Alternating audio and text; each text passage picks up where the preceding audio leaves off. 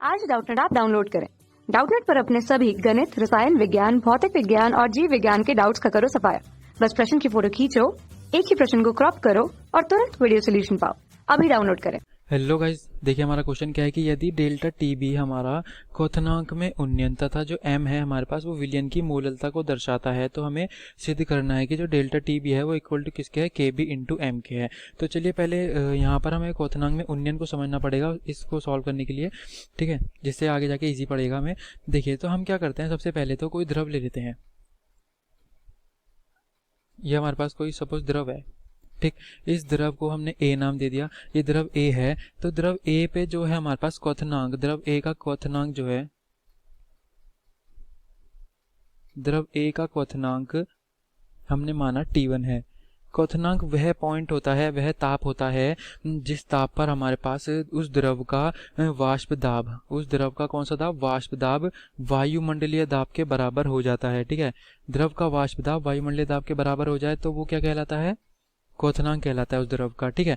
तो देखिए T1 temperature पर ये हमारे पास वाष्प दाब का ग्राफ है और ये हमारा ताप का। अगर हम इस ताप को इधर की तरफ जाएंगे तो ये आगे की तरफ जाने पर बढ़ेगा और ये ऊपर की तरफ जाने पर वाष्प दाब बढ़ेगा, ठीक है।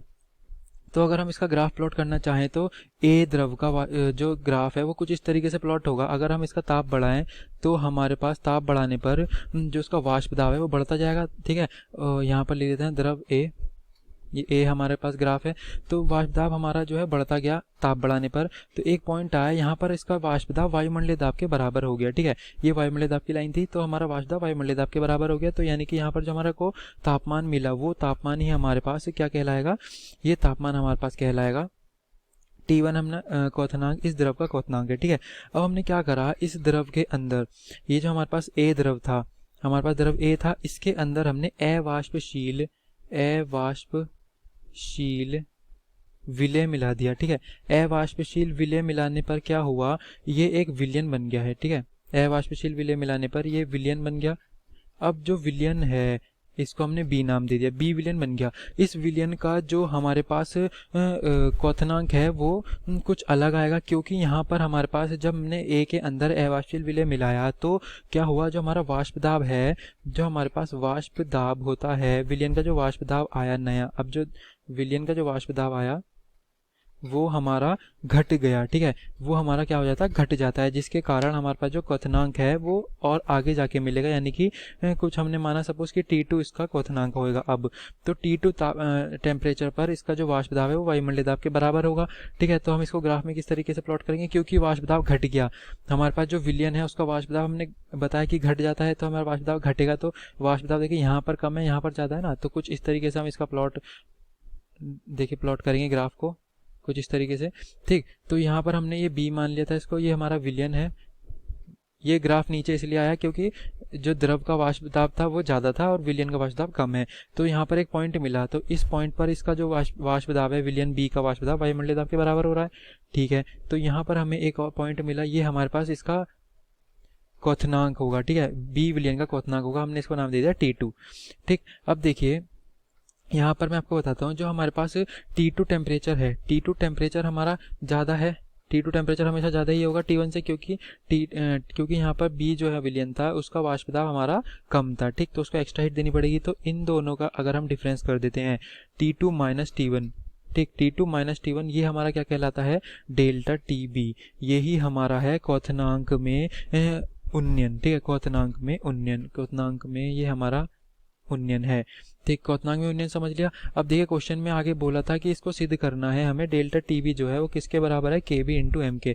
तो देखिए डेल्टा टीबी जो है हमारे पास क्वथनांक में उन्नयन, इसके लिए एक व्यंजक होता है, वो व्यंजक हमें पता होना चाहिए। मैंने नीचे लिख रखा है, देखिए उसको पढ़ के सुनाता हूँ, मैं आपको पढ़ के समझाता हूँ। देखिए क्वथनांक में उन्नयन के लिए व्यंजक क्या है कि ये प्रायोगिक रूप से, ठीक है, प्रायोगिक रूप से ये हमारा सिद्ध किया जा चुका है कि जो क्वथनांक है ना, क्वथनांक उसका जो उन्नयन होता है, जो कि मैंने आपको बताया डेल्टा टीबी, क्वथनांक का उन्नयन डेल्टा टीबी, वो विलयन की जो मूललता होती है ना m, उसके समानुपाती होता है, ठीक है।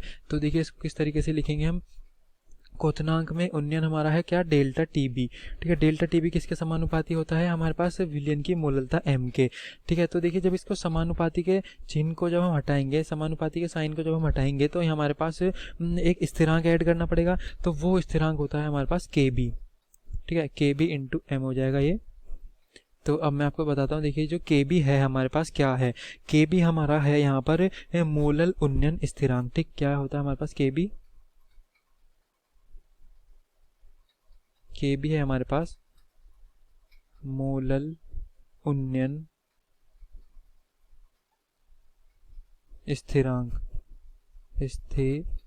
ठीक। KB हमारा मोलल उन्नयन स्थिरांक है। और देखिए जैसे ऊपर क्वेश्चन में दे ही रखा था, डेल्टा TB जो है हमारे पास वो क्वथनांक